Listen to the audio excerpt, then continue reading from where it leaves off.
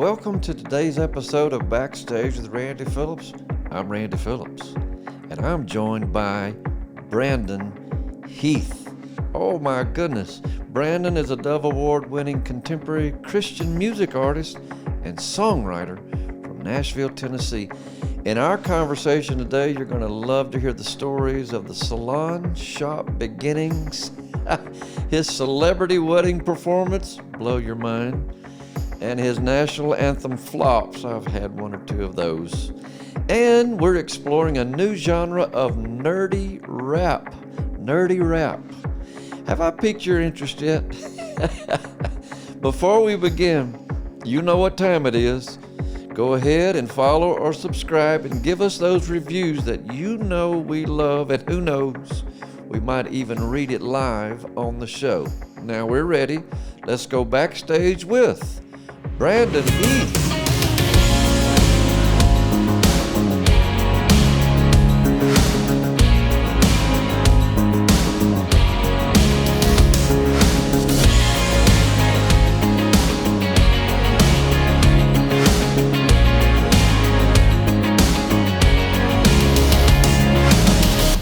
I'm Randy Phillips. This is Backstage with Randy Phillips. My guest, Brandon Heath. Hello, Brandon.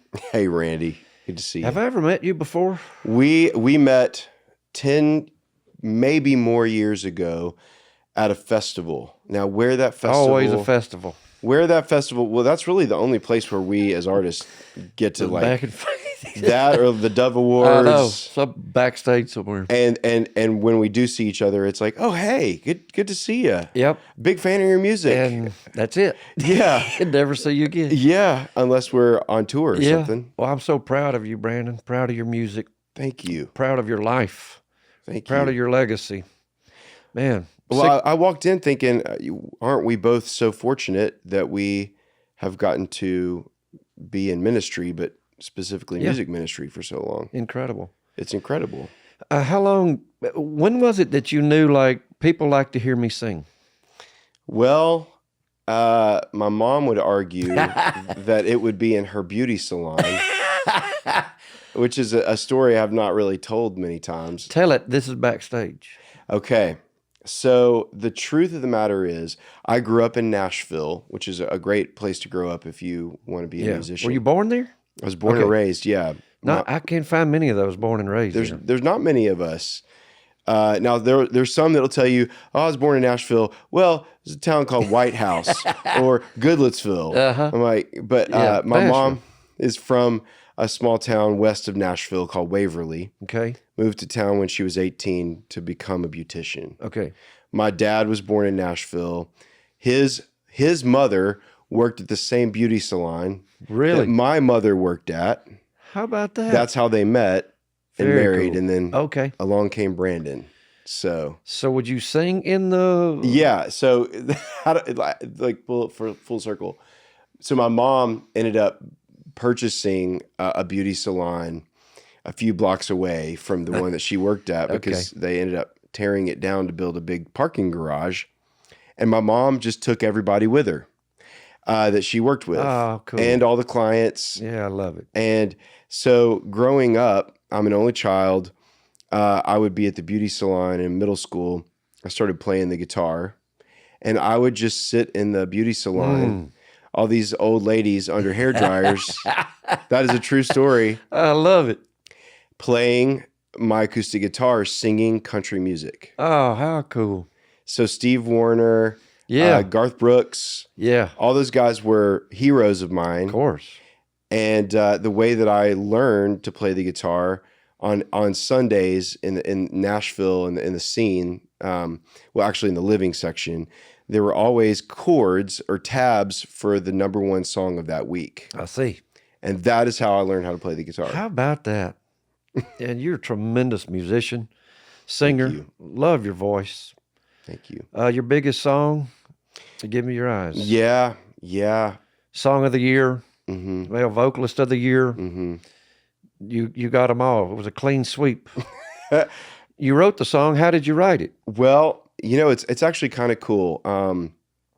My friend Jason Ingram, who just released it in December, He just did his own version of it. Okay. He was my co-writer on that Really? song.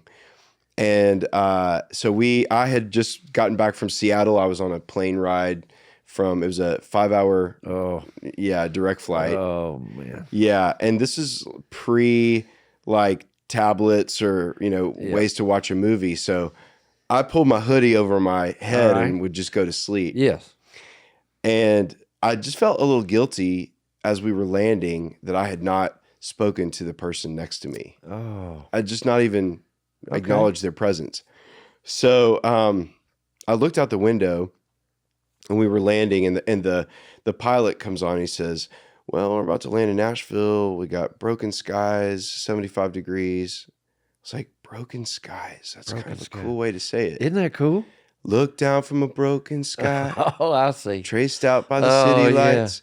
So I'm literally on a plane, got the first verse, and then a few days later, we wrote the song. Oh, man. I never did talk to the guy, by the way. Oh, shoot. Sitting next to me. That would have been a great story. I know. It's a better story had I, but it's the truth that I didn't. Man, what a song. Thank you. What has the response been to the song from people that hear it, love it?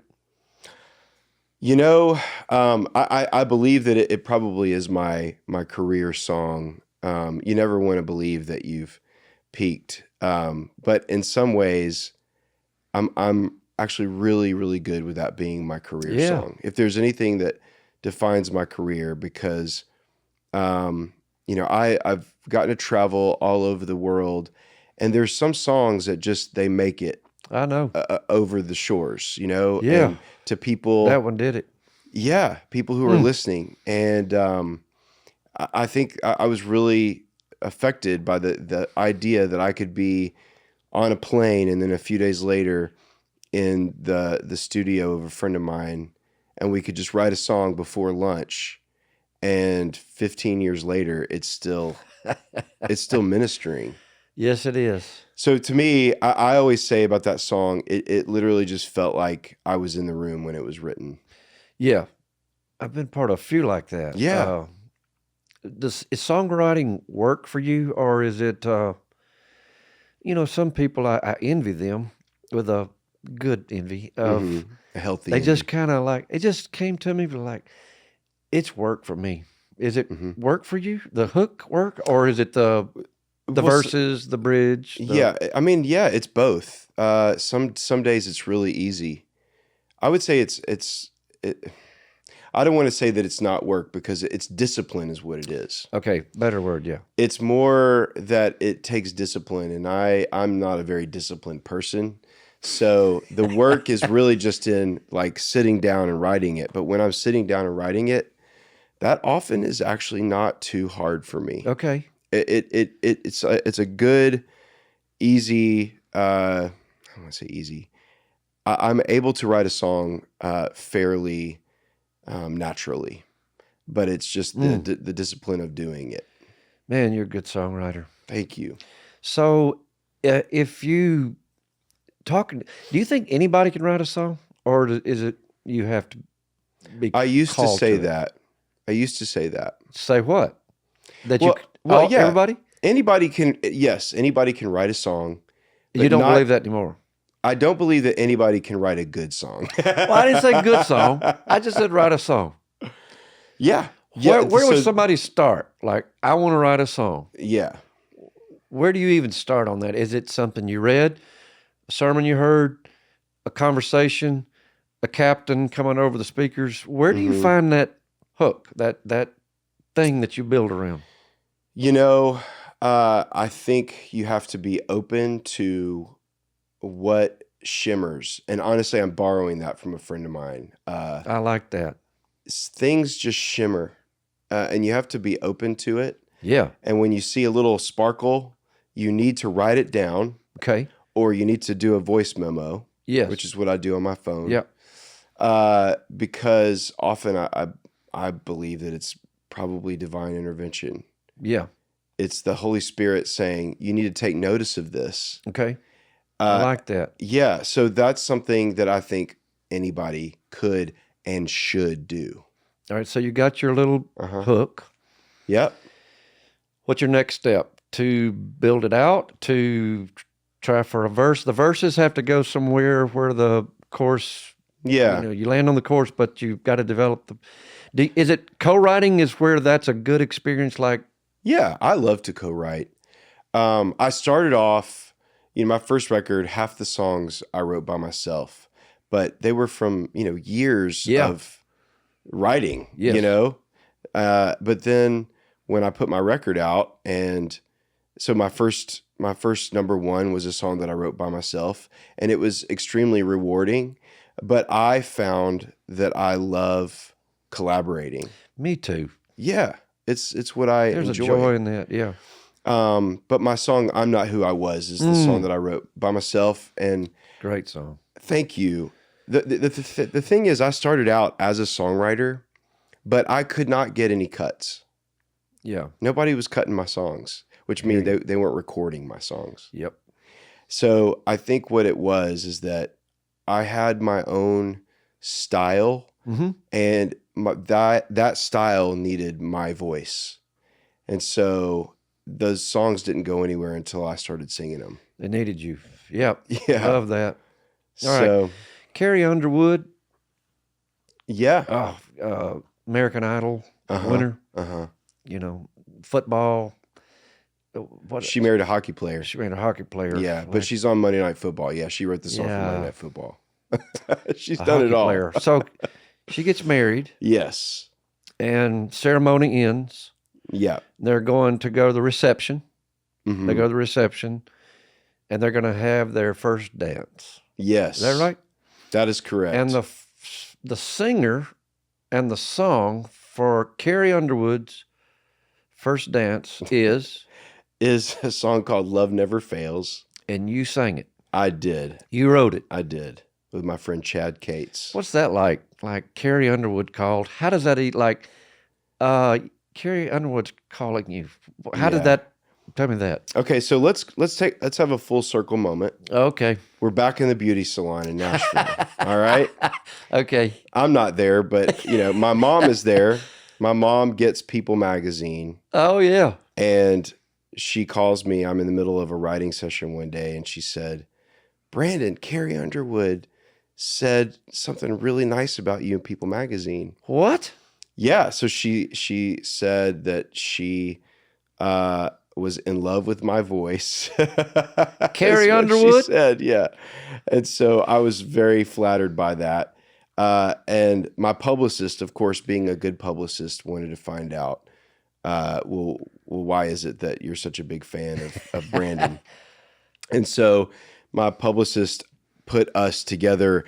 We got to meet at the ACM Awards. Very cool. I don't know what year it was, but she had said in an interview on the radio that they were gonna dance to my song "Love Never Fails," and so I just was like, if you want me to be there, I could slip by. I'll be there. Where was it held, or is it Nashville? No, it was outside of Atlanta in a place called Reynolds Plantation. Okay. A really great golf course community, and they rented out a hotel there, and I was to be a surprise to Mike, her husband. He didn't know. Because he was the true fan of my music. Thank you, And, Mike. Yeah, thank you, Mike Fisher. Thank you, Mike Fisher. So, Does Mike have all of his teeth?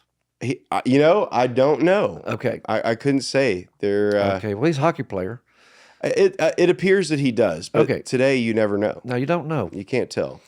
So you're nervous when it says in now for the couple's first dance, you're like, are you nervous? I wasn't nervous. You weren't nervous? I was just really flattered. Yeah. I was really honored to be there. What a thrill. It takes a lot. Honestly, the only time I ever get nervous is singing the national anthem. I hear you. Have you ever messed up the national anthem? I have, no. Well, but I have been in a stadium where I had to sing it. Yeah. And the echo thing. Yep. And I didn't have a way to, and I didn't know which voice was coming and going. Now, are you singing with PCD? No, or it was just me. It was just you. Okay. Yeah. Well, that's different.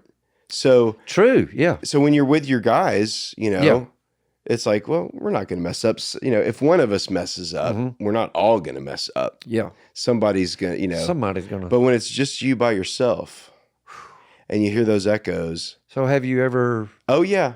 Words or. So what happened? What happened was. Well, see, what happened was. So I was at a Bucks game in Milwaukee, and it was at the old arena. Okay. And I knew that I was singing the national anthem. I've done it for years, had no problems, but I was not expecting all the lights to, they said my name, and now, sing the national anthem, Christian recording artist, Brandon Heath. Lights go out, spotlight on me in the middle. Oh, that makes me nervous just sitting here. I wasn't expecting it. So I start singing. I get through the first verse. A cappella? Yeah. So you got to start low because it goes. That's the key to singing the national anthem. Always start low. Oh, say. Yeah, start way low because you're going up into the stratosphere. Have you ever like heard someone sing like, man, they started too high? It's not good. Happy Birthday is another one of those songs. Let's finish the story. So the lights go out, spotlight on you. Yeah. I get through the first verse. It's all I kind of like liken it to driving in fog. You don't know where you are until you get there. Yes. You know? Great analogy. Yeah. So I'm driving in fog through the first verse. And I'm like, okay, and often I will close my eyes when I can't remember. When I can't remember the lyrics. You're the same way. Oh, yeah. I can't remember the lyrics, so I just close my eyes and pretend that they're on the back of my eyelids. Yes, yeah. So I get to the second verse, and I pause, like, whose broad stripes and bright stars through the perilous fight, and then what so proudly we. So I just repeated. Oh, Brandon. I just repeated the first verse. Oh, that makes me so nervous. Yeah. Was it like your life flashed before your eyes? Just like, how do I get out of here? I just immediately saw myself on Sports Center as like, yeah, exactly, like one of the biggest fails of no. So thankfully, I would say about maybe 50% of the people had no idea. No, they didn't know. But there were a lot of people who did. Yeah. And they called me out as I was leaving. Oh. They were like, messed it up. Messed it up. Bucks fans. Yeah. So anyway. That makes my heart is beating fast right now. So now I literally I have it right here. I don't. I just say no. No, thank you. Thank you. But I did recently for a Titans game, but I asked him if the words were up anywhere. Yeah. And if they could face me. Yeah, I need a confidence monitor. Yeah, exactly. Which is a jumbotron in an arena or hurry, the next slide. Come on. Stadium. Next slide. All right. Yeah. I've got a 4-year-old grandson. I don't look old enough to be a grandfather, do I? No, sir. No, you do not. He's 4. He's 4. Okay. His name is Griff. Okay. He is wonderful. The greatest thing ever. I hear being a granddad. Oh my gosh. Yeah, it's just like nothing. Even better than being a dad, right? Maybe not. I don't know. I think my daughters are watching, so we could talk about it off the record. Yeah, off. Okay. Yeah. So we're in the pool together, summertime, and I said, "So, what's your favorite song, Griffey?" He listens to Christian music a lot. He says, "See me through it." He can't say through it. Yeah. See me through it. I said, "See me through it." I'm trying to translate. Yeah, fruit. Through it. See me through it. Yeah. Okay. That's awesome. So how's that go, Griffey? So he starts singing it, and he gets to that what a great song. Thank you. Our God. So in his own way, he goes, our God is bigger than Salah, our God, and he knows how to solve it. I said, who's Salah? I'm so confused. Yeah. I thought maybe it was an Eastern god he was praying to. Right. And I turned it on and put it on the, man, what a great song. Thanks, man. It's so hooky. It's so invigorating. It's so energizing. Yeah. It makes me, know how great God is. How did you write that song? Well, I gotta be honest. I had a title in mind. I love titles with double meanings. And it's funny, another co-writer recently reminded me that we tried to write a song called See Me Through It. I brought the idea in. It was just a title, and that's often how it will start for me. It's just a good title. Yeah.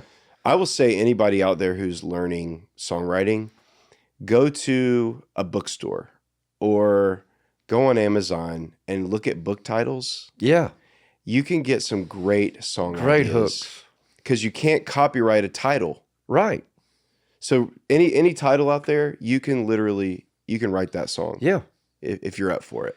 So you got the title first? So yeah, I love titles with a double meaning. So that God could see me through the storm that I was in. Yes. Nothing is going to hide us from him, right?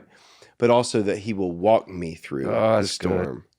And that was the original idea. And so I brought that in. And to be quite honest with you, I had double booked myself that day, two different rights. So there ended up being 4 of us in the room. Ooh. But these are all monster songwriters. And they were okay with that? Because some of them, you're like, there's too many here. They may not have been okay with it. It turned out all right. But they were being very cordial. Oh. We each have all written big songs. So we honestly, it took any pressure off. Yeah. I threw out the idea. Kyle Williams, the producer, he just started this like, yeah, doop, doop, doop, doop, doop, this little groove. That's the coolest thing. So I threw out, being a friend of Carrie Underwood. Yeah. I threw out that first line, things are getting real, Jesus take the wheel. Yeah, on the way I'm getting to the other side. I love that. So we just went from there. That's so cool. And it's kind of rapping a little bit, Yeah, if you can call it rap. Yeah, it's as good as it's we as can close do. as I'm ever going to get. Close. Yeah, it's very street. As Toby Mac says, I'm really good at like doing the street thing, whatever that means. Whatever that is. But there's not Toby, who's a great like big brother mentor to so many of us, has affirmed me, because Give Me Your Eyes was kind of like that, And he was like, dude, not many people could pull that off. Yeah. And I am about as least street as you will ever meet, But I grew up on R&B, pop, hip hop. And so I'm not as scared to try it, Yeah.